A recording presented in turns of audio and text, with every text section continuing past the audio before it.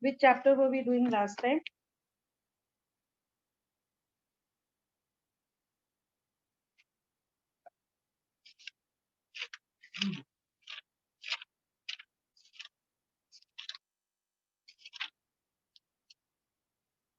The Browning version, Hornbill, page number 50.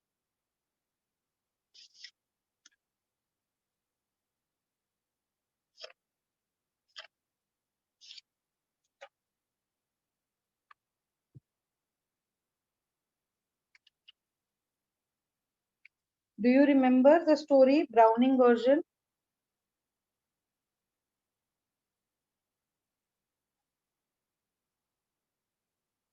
Have we finished doing it?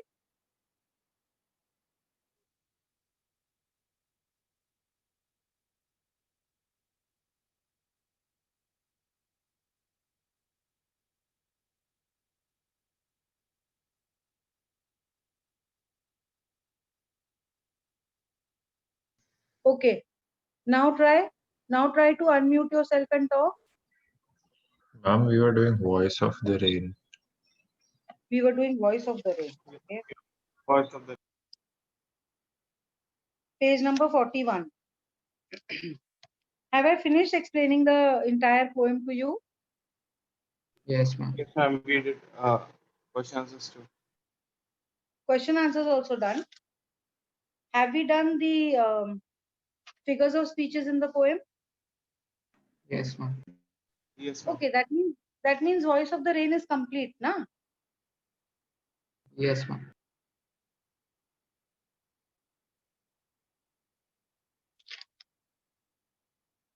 Okay, so we have to start with childhood then today. We have to do Then childhood a snapshot. snapshot. Okay. Snapshot, we have to do only one chapter more, birth.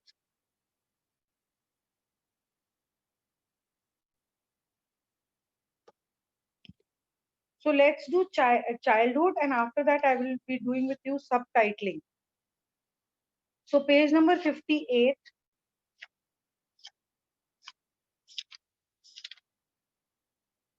Childhood. There are 4 paragraphs in the poem.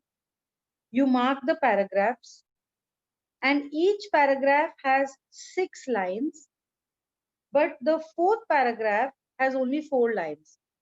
Tarun, I have tried to contact the college and ask them what is the syllabus for the unit test or the upcoming exam. I have got no response as yet.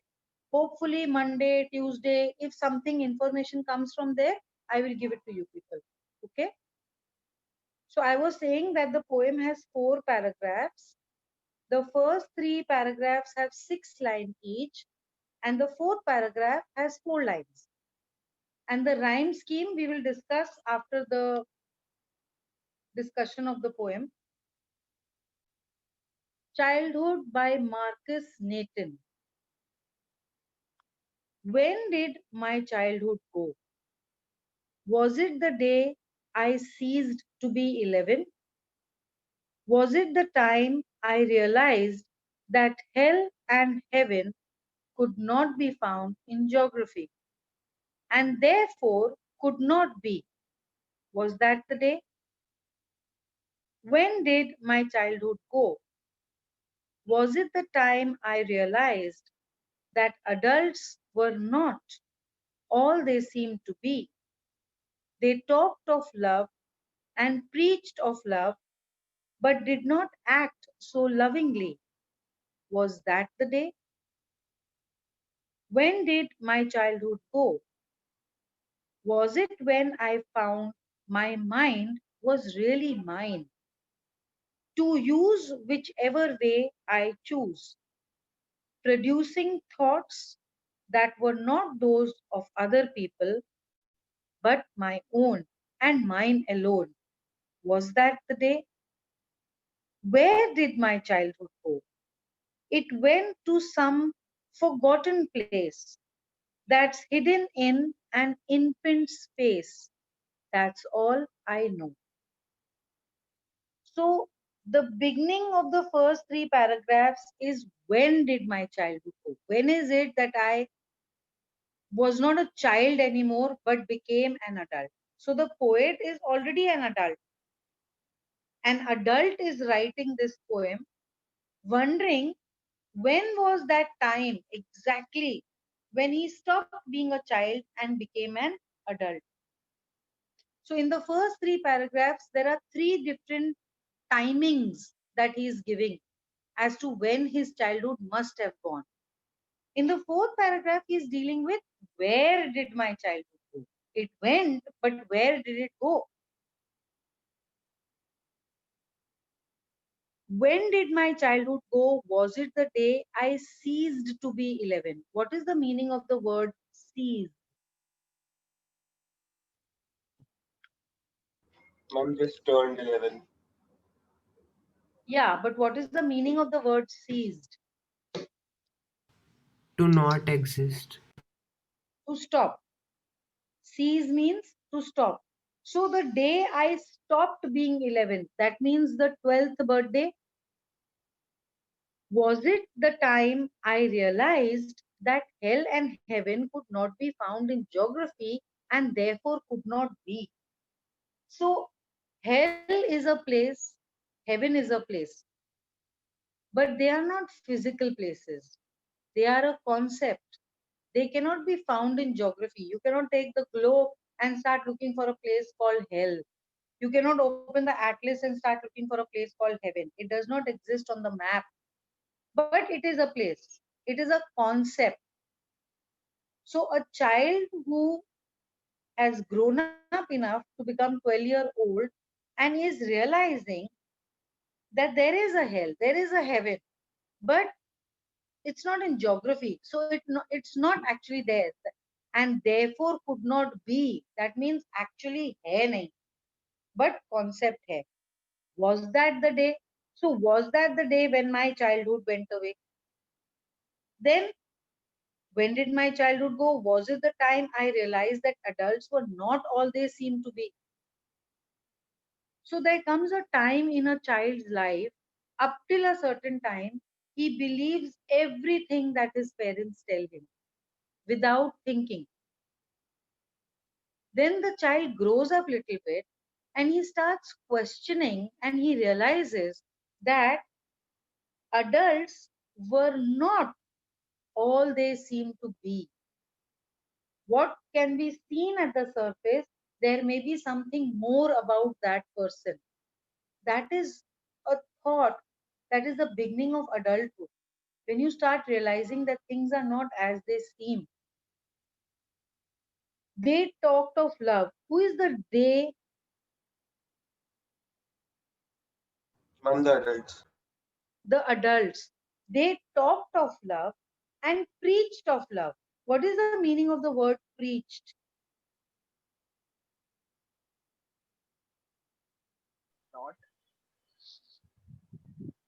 Taught, mom. Not just talk about, preaching is when you are Propagating. Teaching. Propagating. propagating, correct. When you are trying to tell other people that this is what you must follow, this is what you must imbibe in your life, then you're preaching something. So the adults, they talk of love. The adults, they preach love, because what do the adults tell their kids? Arey pyar se rehna chahiye, you must talk lovingly, you must not be rude. So they are talking of love, they are preaching love, but did not act so lovingly. When a child grows up little bit, he witnesses fights and arguments, and he sees that these same people who tell me to handle my fights and disagreement in a loving and amicable manner, they themselves fight with each other. They do not act so lovingly. There are some mean and rude acts that the adults perform. And then when the child sees this, he realizes that the adults talk of love, but they don't act lovingly. So was that the day that I became an adult? Then in the third paragraph, he says, was it when I found my mind was really mine? to use whichever way I choose. So when a child grows up little bit, he starts taking his own decisions. Even his parents and the adults around him, his grandparents, his uncles and aunts, they tell him that you have to decide. It is up to you. Even a mother will come and ask a child when he's grown up a little bit, what would you like to have today? Shall I make pasta for you or would you prefer a pizza? So the child is making his own decision. He's not following orders. So his mind is really his and he can choose whichever way he wants to. The realization, producing thoughts that were not those of other people. So for the first time, as a child grows up, he starts thinking of certain thoughts which are produced by himself. It is not read somewhere, it is not heard somewhere. Someone has not told him. He is thinking of that. He's coming up with theories, producing thoughts that were not those of others, but my own and mine alone. So that is a degree of adulthood. Then in the last paragraph, he says, where did the childhood go? It went to some forgotten place, not an unknown place, but a forgotten place because the adult has been a child. Now he has become an adult. So, what has happened when he has become a child? He has actually forgotten those old innocent ways of living his life. It is a forgotten place that's hidden in an infant space. Who is an infant?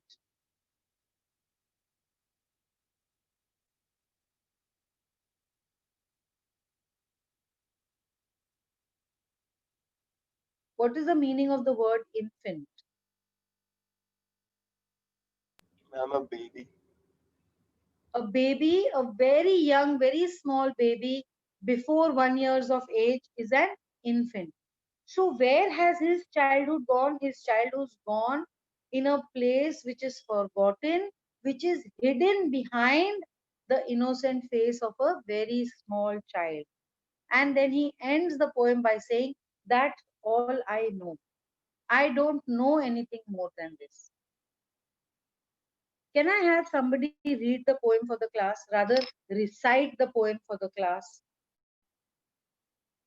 Who would like to do that?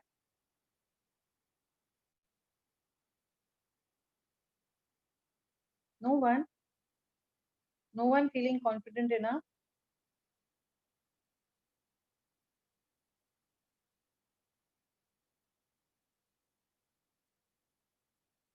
Hardik?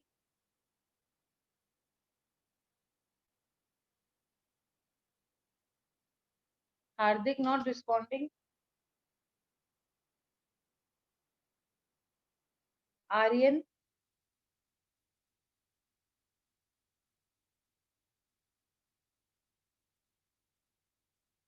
Aryan? Nutan?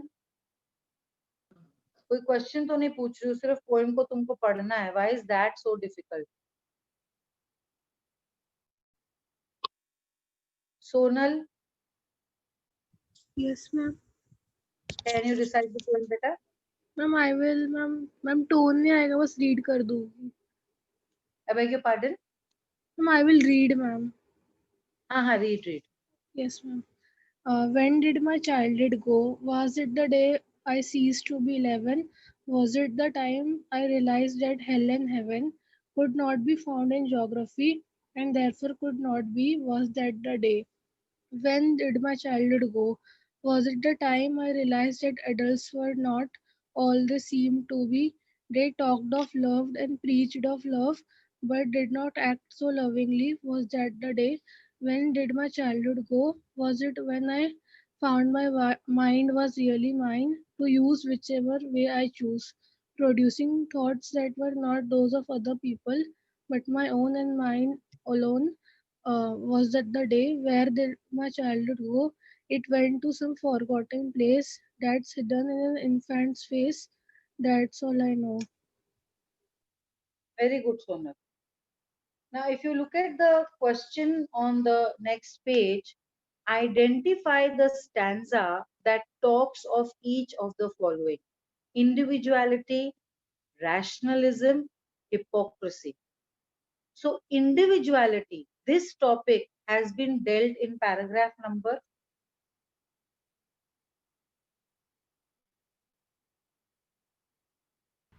Two. No, not 2. 3. Paragraph number 3. 3. Because there he is talking about individuality, that the thoughts are mine and mine alone. So paragraph number 3 is talking about individuality. What about rationalism?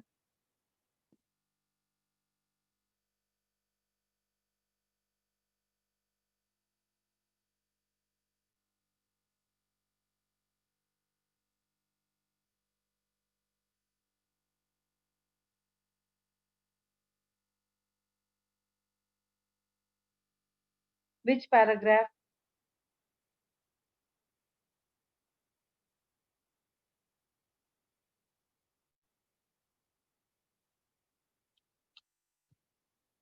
Paragraph number 1. Correct, Shaital. And hypocrisy.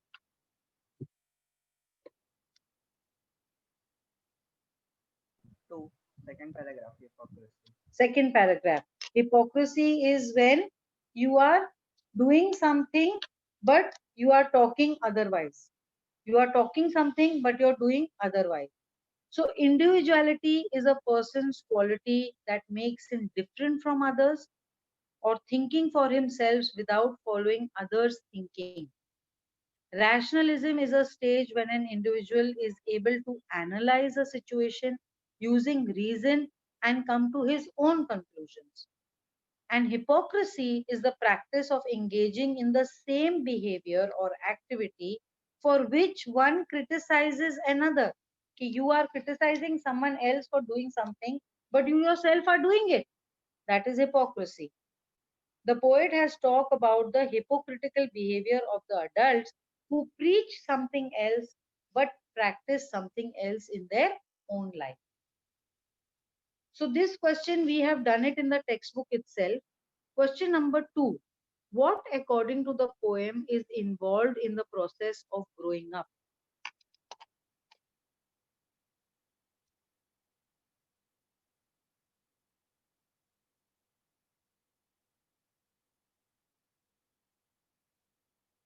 I'm understanding things like our mind is our choices are made by our mind, and then the child understands that he is now independent, Very good. and then many different things like the concept of hell and heaven, etc.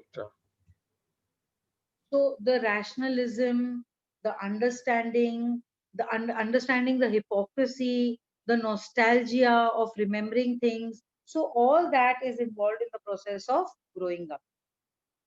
What? So you're going to write this answer for homework. What is the poet's feeling towards childhood?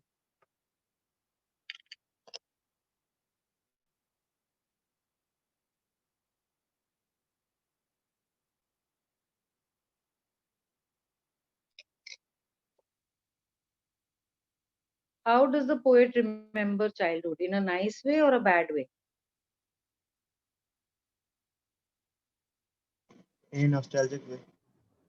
In a nostalgic way, wherein he remembers his childhood in a like a fond memory, like something to be remembered and enjoyed. Which do you think are the most poetic lines? Anything can be the answer here, but you have to have an explanation as to why you think these lines are the most poetic.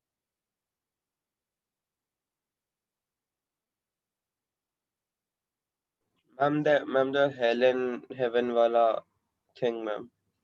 Okay, Ma'am, explanation. because ma'am, these thoughts are not provoked by in a child's mind. Like a child's mind is very non-mature or immature. He does Okay, not The child does not think about these things, and these things are only thought and talked about by adults. So this can be the major difference between a child and a grown adult. Anyone else has a different line which they feel is very poetic?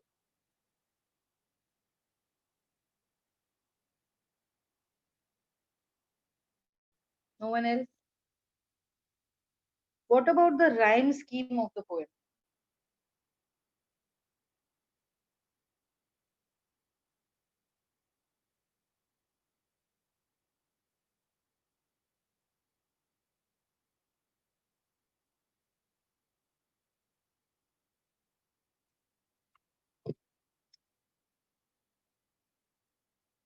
It's a very different kind of a rhyme scheme. Ma'am, A, B, B, C, D, E for first paragraph. A, B, B, C, C, D. Second paragraph.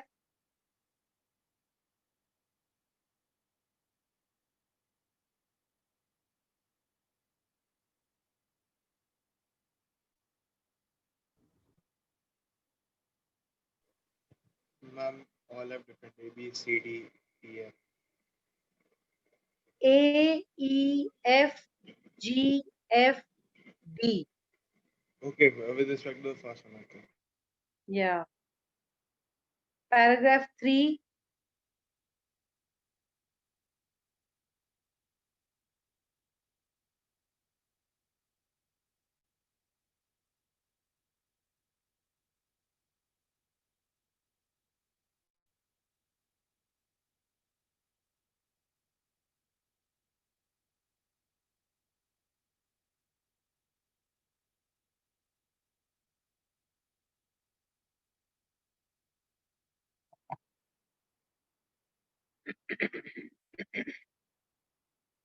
What about paragraph 3? What is the rhyme scheme?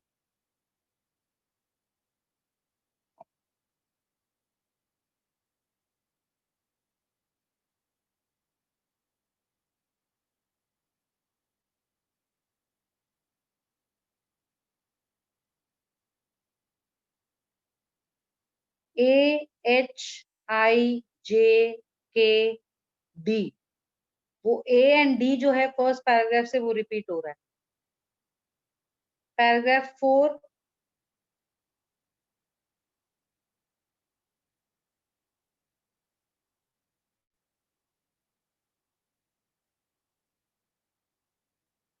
For the first paragraph, I have given A, B, B, C, C, D. D for Delta. For the second paragraph, A, E, E for elephant. F, F for fish. G, G for girl. F, F for fish. D, D for dog. Third paragraph, A, H, H for horse.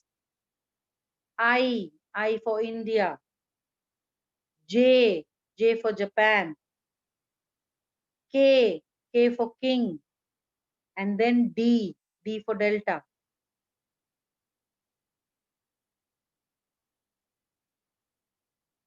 Now tell me fourth paragraph. Ma'am, A, L, L, A. Very good. Very good. A, L, L, A. So very unique rhyme scheme. I am discussing the rhyme scheme of this poem not so much because it will be asked what is the rhyme scheme of childhood, but if you have an unseen comprehension, unseen poetry comprehension, and they ask you to give the rhyme scheme, and if it is this kind of poem, then this is the kind of rhyme scheme. You should know how to devise the rhyme scheme of the poem. Figure of speeches. Have I given you a list of figures of speeches that you have for your syllabus? Yes, ma'am. Okay. Which figure of speech can you identify in this poem?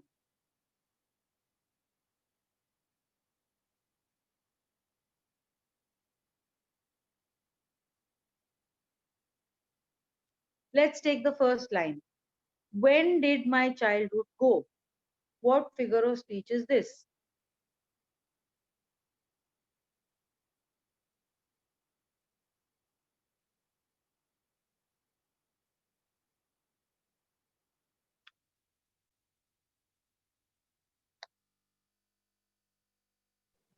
Ma'am, personification. Its personification, very correct. Inanimate object, Childhood. childhood. And it has been given the human quality to be able to Go away. Move. correct. This line also contains one more figure of speech. Which one is that?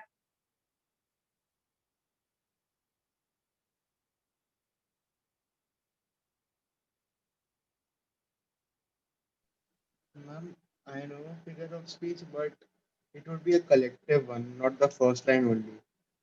Okay, which one? Ma'am, hyperphora. Like he asks the question and he gives answers himself. That is not hyperbole. Hyperbole Ma'am, is an hyperphora. Ma'am, hyperphora. spelling bolo. Ma'am, HYPERPHORA. Hyperphora. Hyperphora, wherein the poet asks the question himself and then answers the question himself. Yes, Therefore, ma'am. Last hyper. year we had a poem which had such. Okay, correct. What else?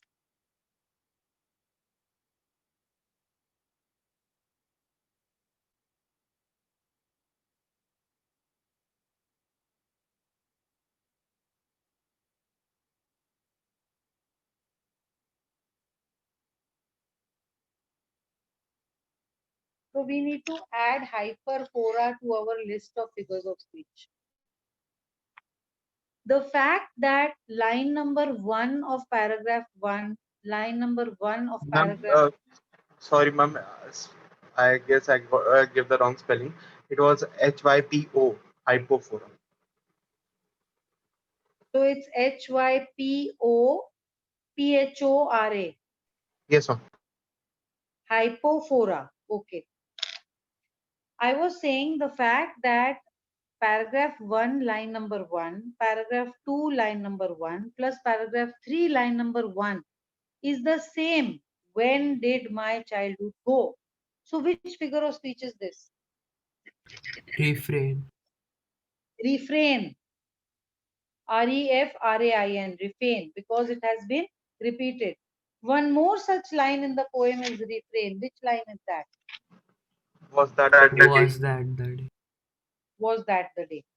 Now, was that the day is also another figure of speech. Which figure of speech is that? inversion,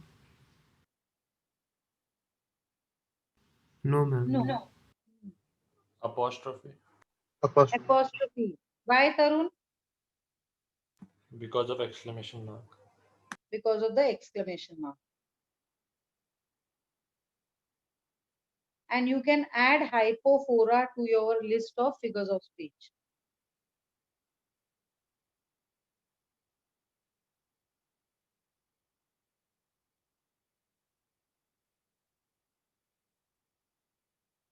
So that is the end of this poem. Any questions?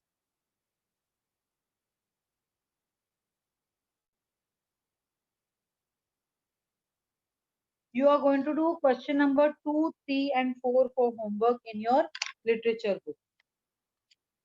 I am moving on to writing skills chapter 3, subtitling, page number 99.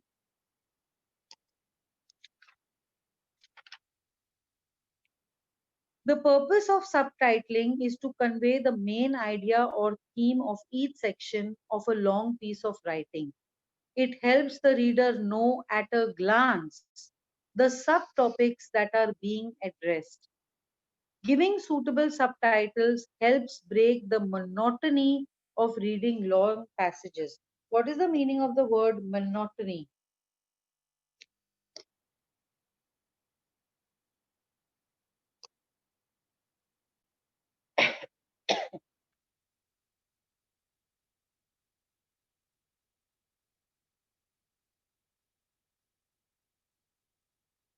When I say something is monotonous, what does it mean? Boring.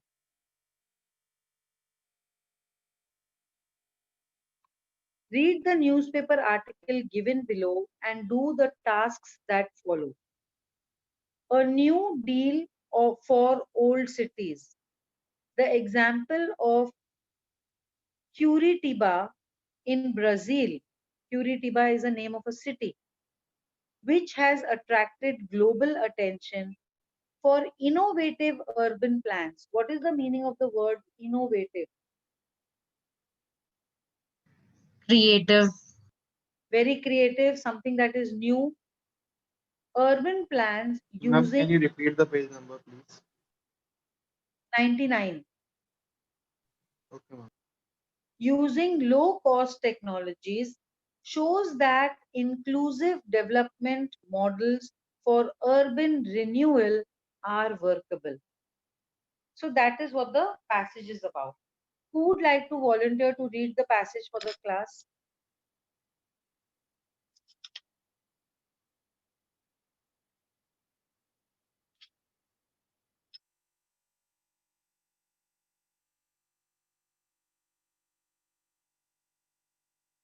Hardik, are you there?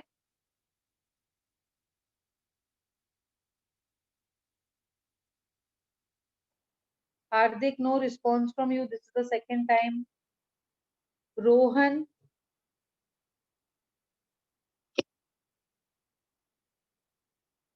Aryan, Shravani,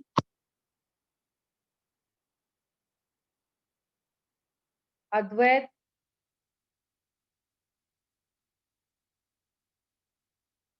Rushik,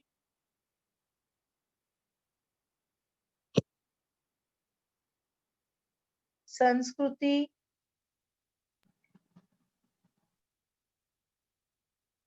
Chaital, Yes, Dhanush. ma'am. Can you read the passage for us, beta? Yes, ma'am. A new deal of old cities. The example of Curitiba in Brazil, which has attracted global attention for innovative urban plans using low cost technologies, shows that inclusive development models for urban renewal are workable. Many cities in India accurately mirror Friedrich Engels' description of urban centers in 19th century England, even today. Streets that are generally unpaved, rough, dirty, filled with vegetable and animal refuse, without sewer or gutters, but supplied with foul, stagnant pools instead, wrote Engels on the living conditions of the working class in that country. Urban decay. The depth of urban decay in India came to global notice during the pneumonic plague of 1994 in Surat. It epitomized the failure of governments in the post independence era and exposed development policies that ignored fundamental public health issues inherited from colonial rule.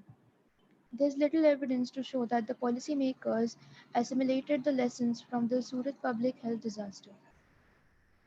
State and municipal governments did not pursue reform in waste management, though civic conditions in Surat itself underwent change in the plague aftermath. During the past decade, many cities pursued development agendas, often with the help of massive international loans to project modernization at the cost of basic civic reform. This is thus a continuing challenge before the current mission to enable and also compel local governments to abide by the provisions of the municipal solid waste management rules by which they are legally bound. Post-liberalization policies have tended to largely disregard other key factors that affect the quality of life in cities and towns. Poverty, lack of sanitization, water shortage, gross undersupply and affordable housing, and traffic chaos generated by automobile dependence, in turn create by in turn created by neglect of public transport. In the absence of hygienic environment and safe water supply, chronic waterborne diseases such as cholera and other communicable diseases continue to stalk the poor in the biggest cities. It must be sobering to affluent layers of the population that nearly 14 million Indian households, forming 26% of the total in the urban areas, do not have a latrine within the house. As per the census of India 2001, some 14% have only rudimentary pit facilities. The number of households without a drainage connection stands at 11.8 million, representing 22.1% of the households. Migration to cities continues, and infrastructure to create sewage is grossly inadequate to meet the demand even where it exists. It is unlikely that the quality of urban environment can be dramatically improved, therefore, if such fundamental questions remain unresolved. Urban transport receives scant attention from policymakers. Policy distortions have led to rising automobile dependency, higher safety risks for road users, and land use plans that are based not on the needs of people but primarily designed to facilitate use of private modernized vehicles. It comes as no surprise, therefore, that pedestrians and bicycle riders, who form 30 to 70% of the peak hour traffic in most urban centers, also make up a large uh, a large proportion of fatalities in road accidents. A paper prepared by the Transport Research and Injury Prevention Program (TRIPP) of the Indian Institute of Technology, Delhi, says pedestrian fatalities in Mumbai and Delhi were nearly 78% and 53% of the total, according to recent data, compared to 13% and 12% in Germany and United States. Such alarming death rates and an equally high injury rate should persuade policymakers to revisit their urban planning strategies and correct the distortions. But many cities, such as Chennai, have actually done the reverse, reducing footpaths and areas for pedestrians used to facilitate unrestricted use of motorized vehicles. The practice in progressive world cities has been different. Curitiba in Brazil, which has attracted global attention for innovative urban plans using low cost technologies, has done everything that Indian policymakers would dread to do. Starting in the 1970s, this provincial center with the highest per capita ownership of cars in Brazil, other than the capital at that time, banned automobiles from many crowded areas in favor of pedestrians, built an internationally acknowledged bus system that reduced household commuting expenditure to below the national average, and creating a new housing area that were provided transport links in planned manner. Some of the prestigious land developments in the city, including a new opera house, came up in the abandoned sites such as quarries. The busway system cut riding time by a third. Scientific American noted in a review in mid 1990s by providing for advanced ticketing, specially designed boarding areas with wider doors for entry exit, and dedicated lanes for faster transit. Another low-cost initiative, Curitiba managed floods with a dedication that Mumbai, Bangalore, and Chennai can only marvel at. The city created large artificial lakes in suitable places that filled up in monsoon, avoiding flooding in residential areas. In the summer, these lakes turned into parks to provide recreational spaces. State administration and urban planning bodies in India follow policies that ironically allow filling of existing wetland by real estate lobbies, leading to flooding. The residents that demand expensive new storm water drains. Examples such as Curitiba show that inclusive development models for urban renewal are workable, if only the state and local government can be persuaded to adopt a rights-based approach to affordable housing, sanitation, water supply, mobility, and a clean environment, instead of a market-oriented model that lays excessive emphasis on recovery of costs incurred by profit-oriented private sector service provision. Support from other progressive middle class and trade union is equally critical to bring about genuine urban renewal. So what I have noticed about your reading, Chaital, that at times your reading becomes slow, at times your reading becomes fast. So when you are hesitant about some word or something, then there is, Yes, of ma'am. course, a glitch and your reading goes slow. Okay.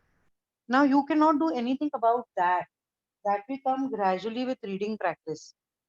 But then those parts of the passage which you are very comfortable, you are tending to go quite fast.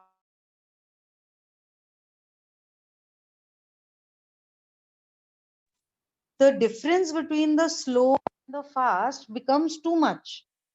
So you should make conscious effort कि जो comfortable part है passage का, you should read that also at a slower pace, ताकि जहां पर कहीं पर अगर एक glitch आता है तो वहां पर अगर आप slow होते भी हो तो then that distinction is not too much. Yes, Are you ma'am. understanding? Yes, ma'am. Huh? Is the entire class understanding what I'm saying? This is how you improve your reading skills. Okay. Now, in reading a passage like this, when it comes in the exam, it is not necessary that you have to understand the meaning of each and every word of the passage. Whether it is note making, whether it is summary writing, you have to get the overall picture of the passage. Okay. And then you have to prepare summary or note making. You have to do titling and subtitling. Now here in this section, they are giving you practice so that you know how to do the subtitling of the event. Now if you look at the questions that follow, question number 1 says, notice the italized sentence placed at the top of the article, which tells us at a glance what the article is about. That little paragraph, no, we have an ideal, a new deal for old cities. So the example of city of Curitiba in Brazil, which has attracted. So that is kind of giving us the gist of the entire passage. Divide the article into 4 sections based on the shift in the subtopics and give a suitable heading for each section. One has been done for you in the article as an example. The topic urban decay has been given to you. So that is topic number 1. From the rest of the passage, you have to give me 3 more topics and at which stage they will come.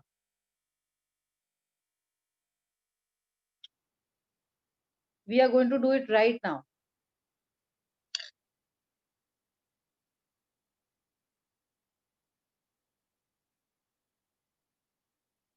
What topic can you get?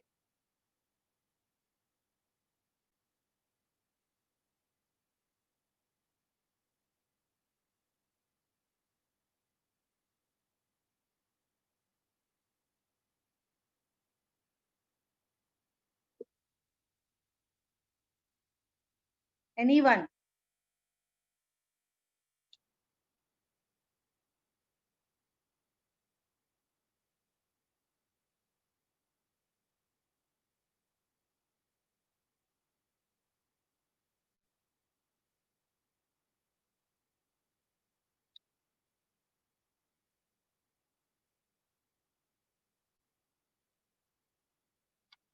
Nobody is able to give me.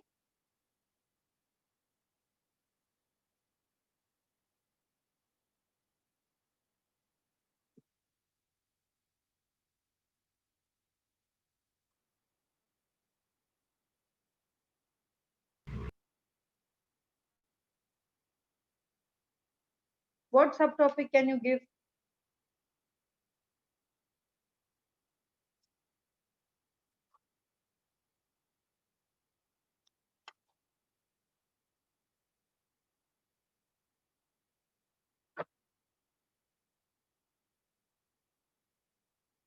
What happened, children?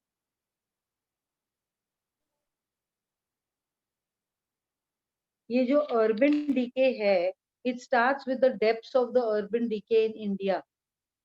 Then ये जो next paragraph है, there is thus a continuing challenge before the current mission.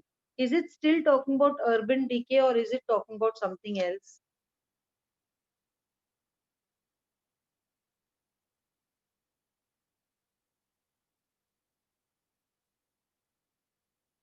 Are you getting what I'm saying, children? Am I audible to you?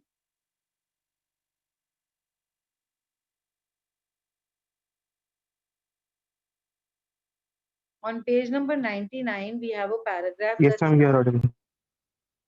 okay. On page number 99, we have a paragraph that starts with the depths of urban decay in India. So they have given it a subtopic, say urban decay. Now, if you look at the next paragraph, there is thus a continuing challenge before the current mission to enable and also compel local governments. Is this still talking about urban decay, or is that paragraph talking about something different?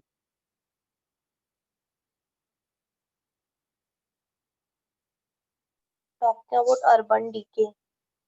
It is also talking about urban decay. Then you come to the next paragraph on page number 100. Post-liberalization policies have tended to largely disregard other key factors. So is this paragraph talking about urban decay or something different? What Something subheading can we different. give it? Yes. So what subheading can we give this? The next paragraph is talking about in the absence of hygienic environment. तो इसको combine करके क्या subheading दिया जा सकता है?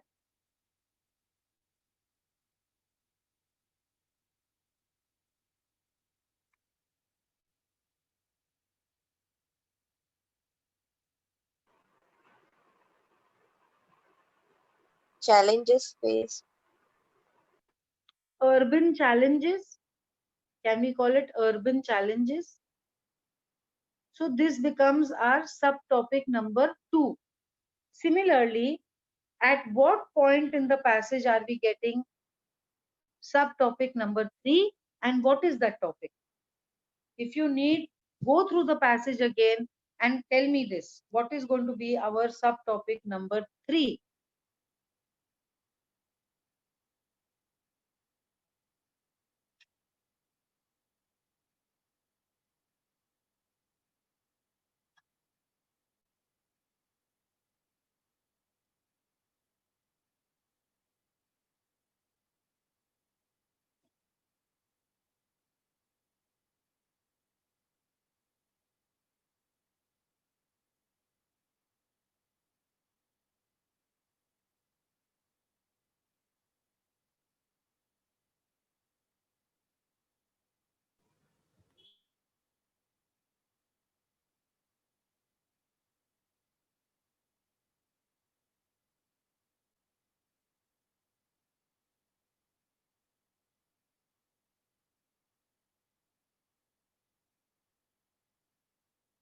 Tarun, are you able to give me subtopic number 3? Urban transport. Exactly. This paragraph which begins with urban transport receives scanned. From there we can have our third subtopic, which can be urban transport. What about the fourth subtopic?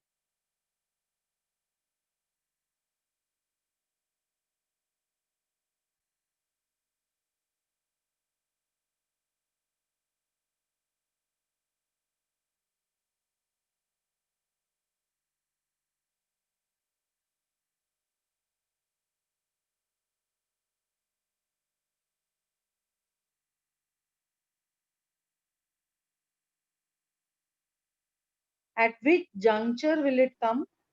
And what will the topic be? Ma'am, Yes, Parth. the practice in the progressive world cities has been different. Very good. Very good. Curitiba, that part. Have the fourth, Urban life in Brazil, like okay, I thought you can give something like Curitiba sets an example, something like that.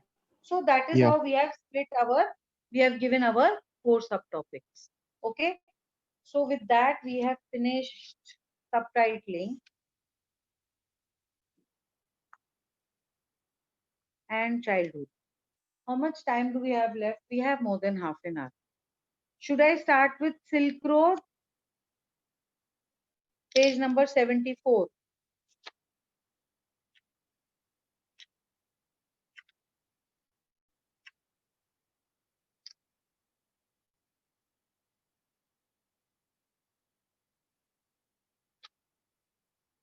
Yes, ma'am.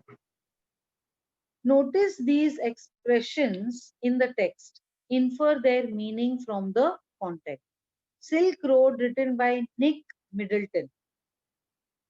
A flawless, this chapter has very twisted language. Too many heavy words. Every sentence has too much meaning. So this chapter takes a lot of time. A flawless half moon floated in a perfect blue sky on the morning we said our goodbyes.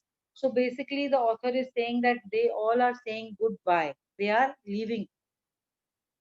Extended banks of cloud like long French loaves glowed pink as the sun emerged to splash the distant mountain tops with a rose tinted blush. So basically, he's saying at the time at which they are leaving, they are saying their goodbyes, is an early morning. Early in the morning, they are departing. He's comparing it to a bread, a loaf of bread, and saying that the entire morning has a pinkish glow. Now that we were leaving Ravu, Lamo said that she wanted to give me a farewell present. So they are saying goodbye to Ravu and Lamo. And Lamo is a girl who wants to give a farewell gift to the narrator. One evening, I had told her through Daniel because Lamo and Nick Middleton, they are not able to talk the same language. So Daniel is the interpreter. One talks in English, the other talks in the native language. One evening, I had told her through Daniel that I was heading towards Mount Kailash. Who is the I over here?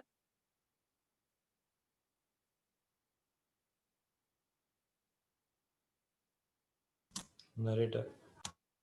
The narrator, the author. What is his name? Nick Nick Medallion. Middleton. So Nick Middleton had told Lamo that he was headed towards Mount Kailash. Anyone knows the significance of Mount Kailash? Kailash Parvat.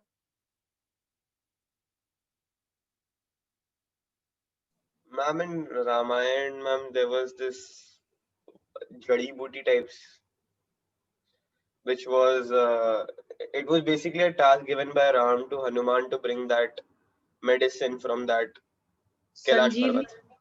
Yeah, Sanjeevani Booty. Yeah. had to be brought from Kailash Parvat. Okay. Anything else from mythology? Yes, Tarun, say it aloud, no? And Lord Shiv stayed there. Yes. So Lord Shiva resided on Mount Kailash, and it is believed that he still resides there. He stays on the Parvat Kailash. They say that it is very difficult to climb Mount Kailash because people who are climbing that mountain, they get delusioned.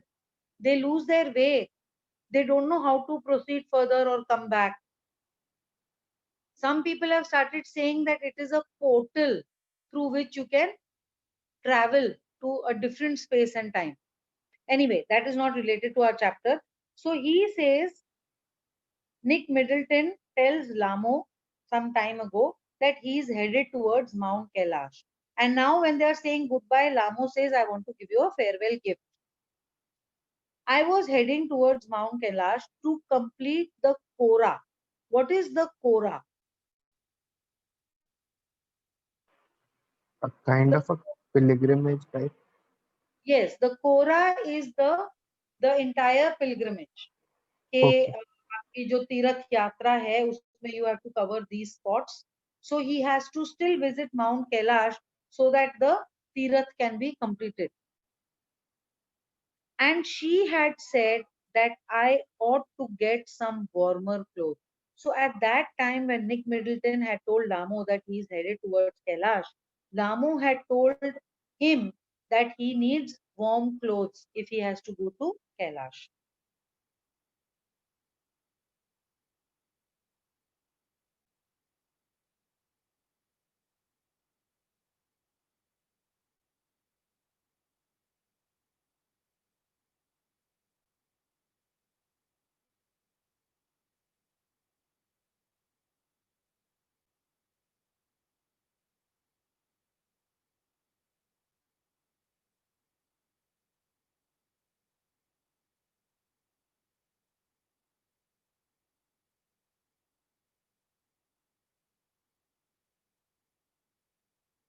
After ducking back into the tent, what is the meaning of the phrase ducking back?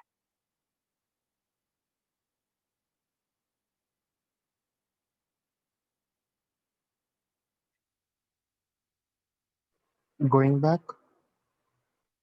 No, ducking back means bending down. If you have to enter into a child's room, then how you have to bend low and go? That is ducking back. So just underline and write the meaning.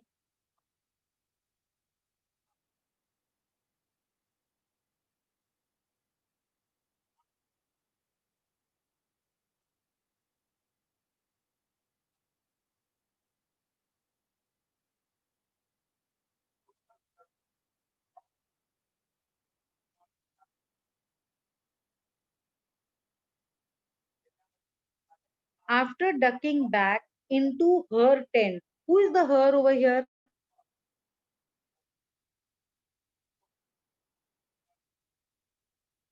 Lamo. Lamo. After ducking back into her tent, she emerged carrying one of the long sleeved sheepskin coats that all the men wore. So, what was the farewell gift that Lamo wanted to give to Nick Middleton?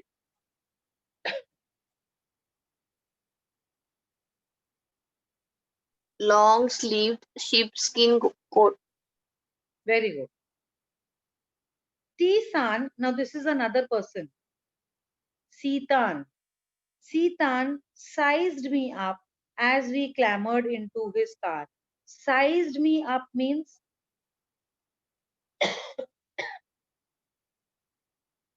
He helped him wear that cloth. sized me up means looked at me from top to bottom. जैसे कि तुम किसी को जज कर रहे होते हो ना कि अरे ये अच्छा लग रहा है कि नहीं अच्छा लग रहा है, like that. Sized me up. तो उसने वो कोट पहन लिया and Sitan was looking at him. Sitan sized me up as he clambered into his car. Ah, yes, he declared. Drogba, sir. What is the meaning of the word Drogba? Drogba in their native language means all the way round. Lamba chakkar kaat ke. I told you now this chapter is very heavy. Every line needs to be explained. It is not written in a simple format. So abhi sirf one paragraph hua hai and there is so much information that has given to us. Who would like to read this first paragraph to the class?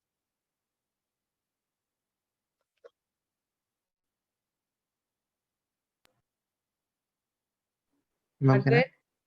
Yes.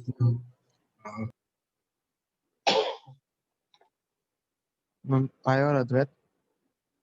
Advait.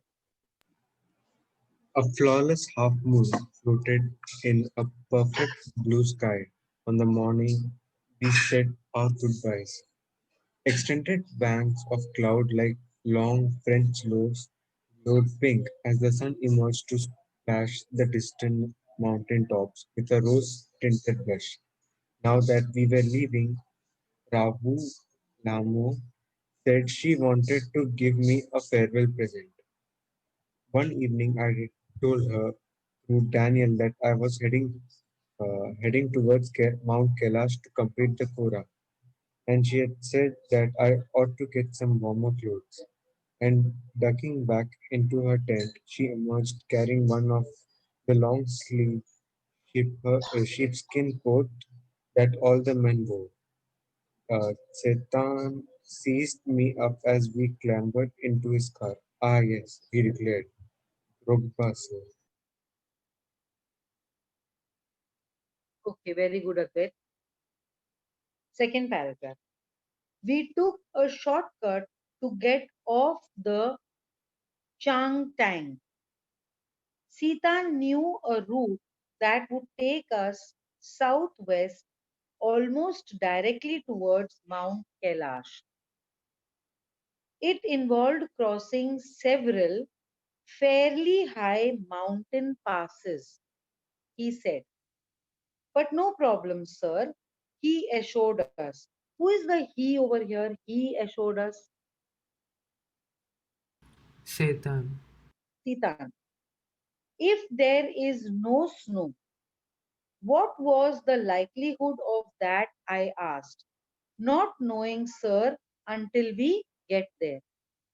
Notice how Sitan is not talking perfect English because he must be a native, but he is the one who's driving the car because he is the one who knows the roads, the routes there. Now, Sitan is telling if there is no snow over there, then no problem. But it also means that if there is snow, then there is problem. And our Nick Middleton is asking him, what is the probability of snow being there? And he's saying there is no idea. When we get there, only then we will get to know whether there is snow there or no. That means whether there is going to be problem or not, we will come to know only when we get there. From the gently rolling hills of Ravu, so Ravu is the name of the place, emerged to a distant splash mountaintops with a rose tinted blush. Now that we were leaving Ravu, Ravu is the name of a place. From the gentle rolling hills of Ravu, the shortcut took us across vast open plains with nothing in them except a few gazelles. What are gazelles?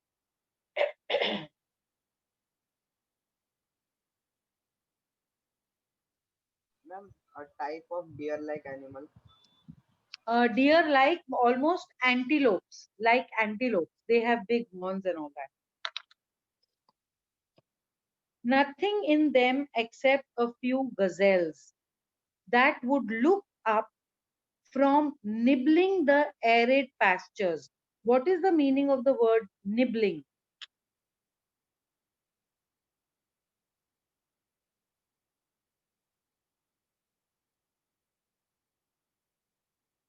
Nibbling means eating with small bites.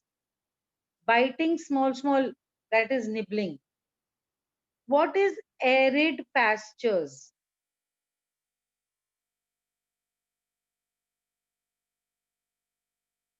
Arid means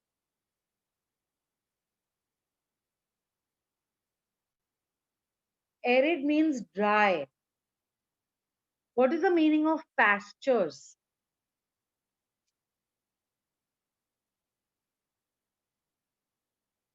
What are pastures? Grasslands.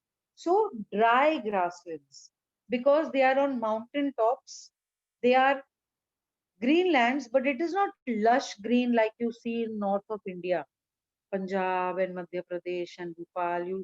Not that type of green fields. Very small grass is there. So that would look up from nibbling the arid pastures and frown before bounding away into the void. What is bounding away?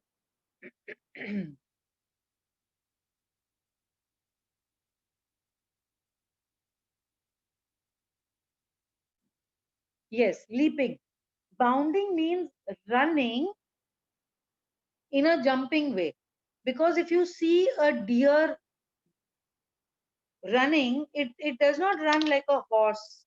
The horse has one foot, then the other foot, then the other foot, like that. But the deer has all four lifting together and coming down, lifting together and so it's like jumping, it's like hops. Kabhi YouTube pe dekhna, a running deer. So it's bounding away into the void. What is the meaning of the word void? Emptiness. Void means nothingness. So you see, each sentence is very power packed. This one sentence that I have read, from the gently rolling hills of Rahu, the shortcut took us across the vast open plains with nothing in them except a few gazelles that would look up from nibbling the arid pastures and frown before bonding away into the void. Further on, where the plains became more stony than grassy. So as they are going up, they are climbing the height. The open expanses have less grass and more stones. A great herd of wild ass. Wild ass is a breed of wild animals, the wild donkeys, came into view. Sitan told us we were approaching them long before they appeared. So we have been heading towards them. Kyang, he said, pointing towards a far off pall of dust. So what do you think is the meaning of the word Kyang?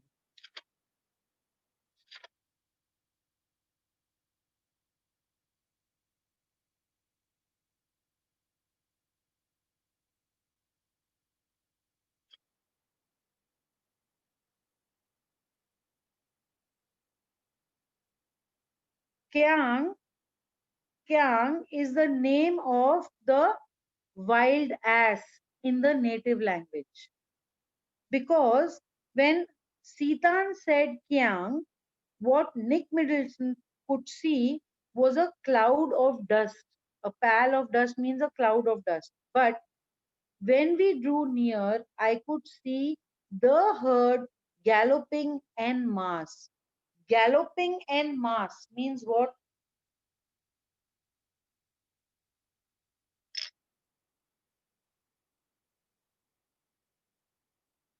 Running together as one large group.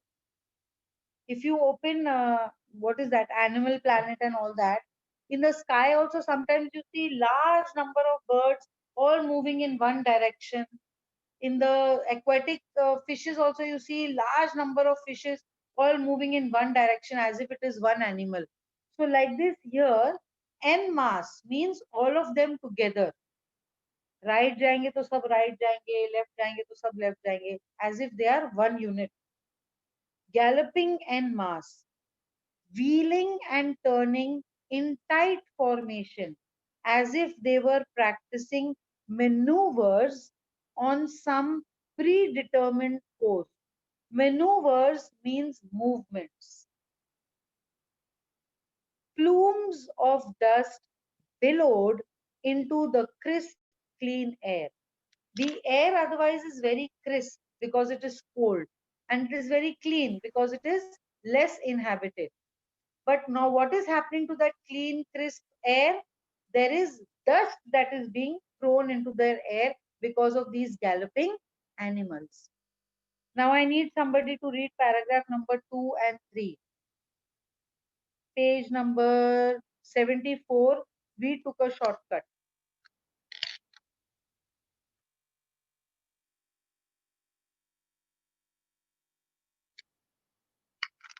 Who is going to read?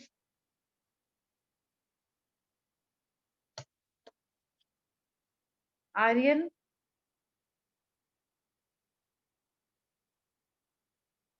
Parth?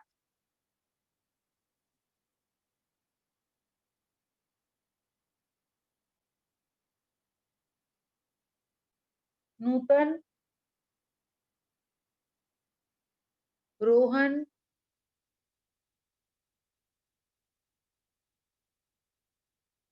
Arya?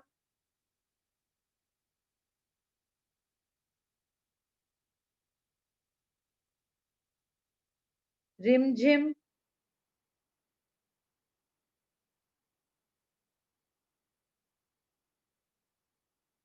Itna reluctance to read 2 paragraphs. What is this, children? Naveen?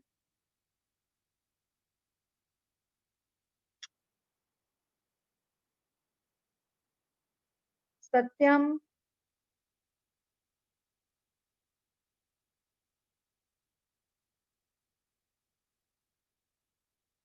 Brahmin,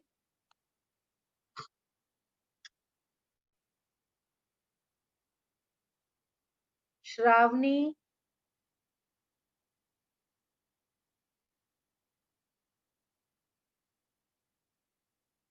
Astha,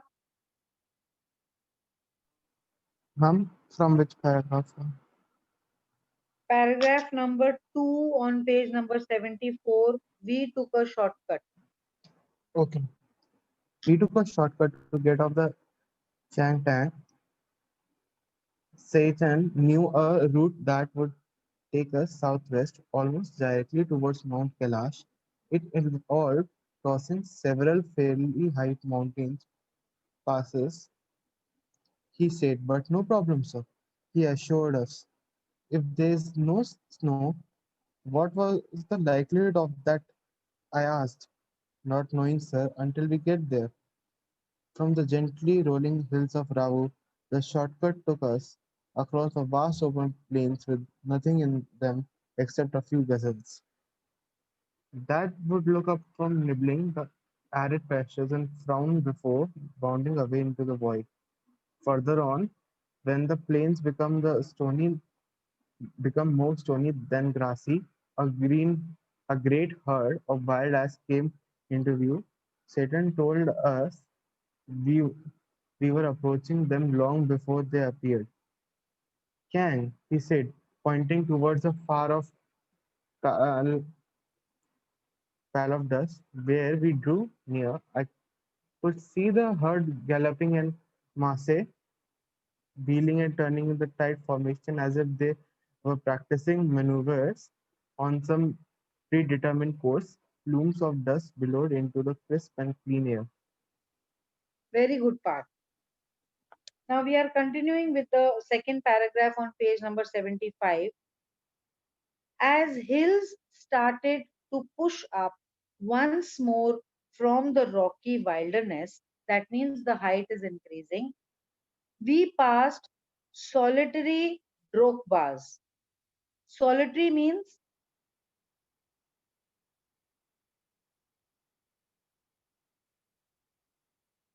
Single.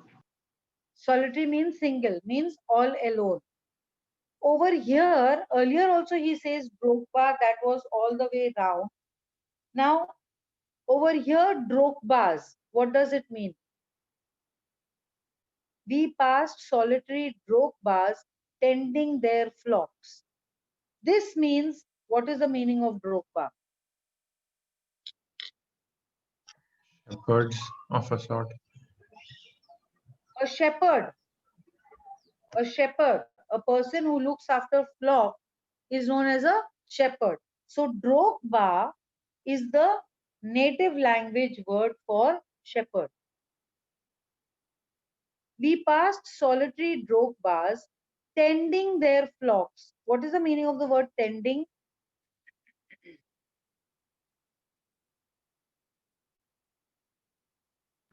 Moving. Taking care of. Flocks, their flocks. What is the meaning of the word flocks? Cattle. Cattle, animals. So when he says that as we move ahead, we could see shepherds all alone with their animals.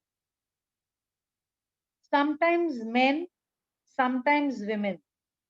These well-wrapped figures would pause and stare at our car. Well-wrapped figures means All in winter clothes. yeah, they are very, Heavily. yes, they have wrapped themselves. Yes, Bolo. Ma'am, heavily clothed. Yes, heavily clothed.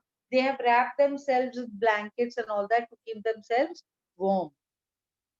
Well-wrapped figures would pause and stare at our car, occasionally waving as we passed. When the track took us close to their animals, the sheep would take evasive action. Evasive action means sudden action for protection because the car is coming towards them. Veering away from the speeding vehicle. Veering away means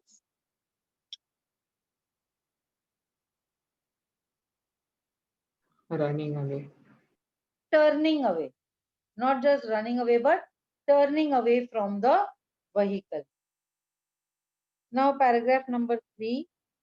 We passed nomads' dark tents pitched in the splendid isolation. Who are nomads?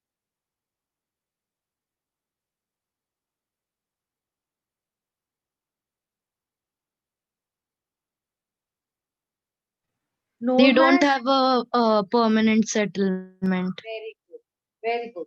Nomads are traveling people who shift from place to place and then they do their farming over there and they live over there for maybe 3 years, 4 years. Then again they shift to another place. Why do they do this?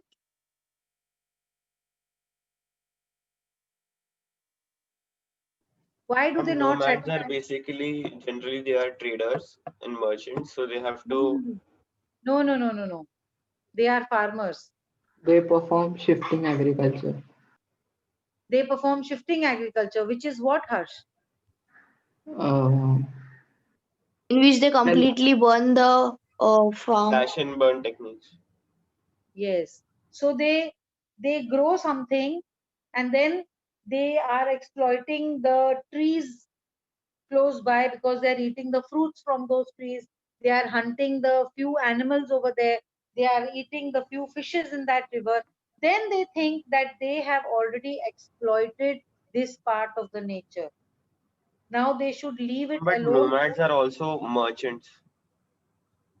Okay, but here we are talking about farmers. They are Okay. high up on the mountains and they have this way of living wherein they stay in one place, they exploit the nature around them, they are completely dependent on that. They do not buy anything, they do not sell anything. They get from the nature whatever they require. Now, after living in a place for 4 to 5 years, then they think that their entire group of 100, people, they should shift. They should travel and shift to a place and then start exploiting that part of the nature so that where they have stayed for 5 years, that part of nature can recuperate. The trees can get the fruits back, the animals can have more babies, the land can become fertile, and they should go. This, in fact, is a very good way of living because in this way you are not exploiting nature at all. You are giving it time to recuperate. This is the ideal way of coexisting with nature. So they would pass the nomads' dark tents pitched in splendid isolation. Pitched means attached to the ground in isolation. They were alone tents. Usually with a huge black dog, a Tibetan Mastiff. Put a box on Tibetan Mastiff. That is the breed of the black dog. Standing guard. So that dog would stand outside the tent as a guard for them. These beasts would cock their great big heads. What is the meaning of cock their great big heads? protect the people. I didn't get you. Protect the people. No, no, no, no, not protect. Cock their heads means turn their heads to one side. मुर्गा कैसे अपना मुंडी को एक side पे tilt करता है? These animals, these black dogs would also tilt their head to one side. That is cock their great big heads. When they became aware of our approach and fix us in their sights. Our approach. Who is the our over here?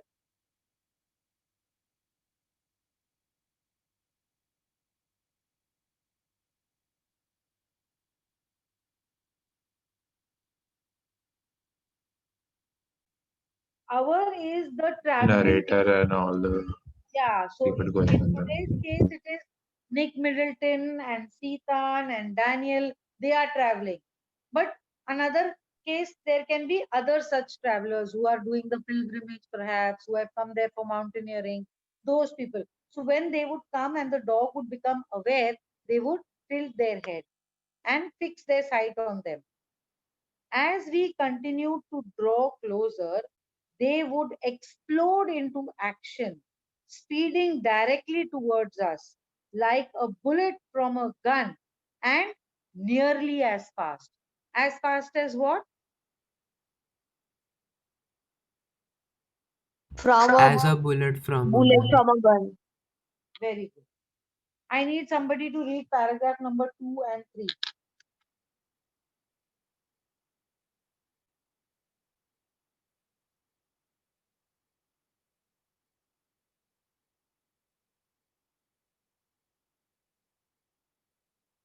After that, I will end the class. It's nearly time. Nilay, can you read paragraph number 2 and 3 of page number 7? Yes, ma'am. As Hill started to push up once more from the rocky wilderness, we passed solitary drogbas tending their flocks, sometimes men, sometimes women. These well wrapped figures would pause and stare at our car, occasionally waving as we passed. When the track took us close to their animals, the sheep would take evasive action, veering away from the speeding vehicle. As we passed nomads' dark tents, pitched in splendid isolation, usually with a huge black dog, a Tibetan mastiff, standing guard.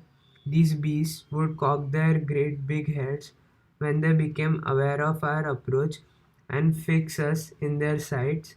As we continued to draw closer, they would explode into action, speeding directly towards us like a bullet from a gun and nearly as fast. Very good, Nilay. So I have done this chapter up till the second last paragraph of page number 75. In the next class, we will continue from here. It is a heavy chapter. It requires lot of explanation. Each line is very much power packed. So do attend next time's lecture, because otherwise this chapter is not something you can do as a self-study. Okay, children, I will take your leave now.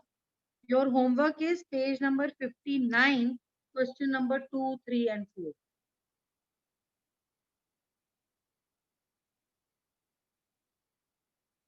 Yes, as soon as I get the syllabus, I will post it in the group.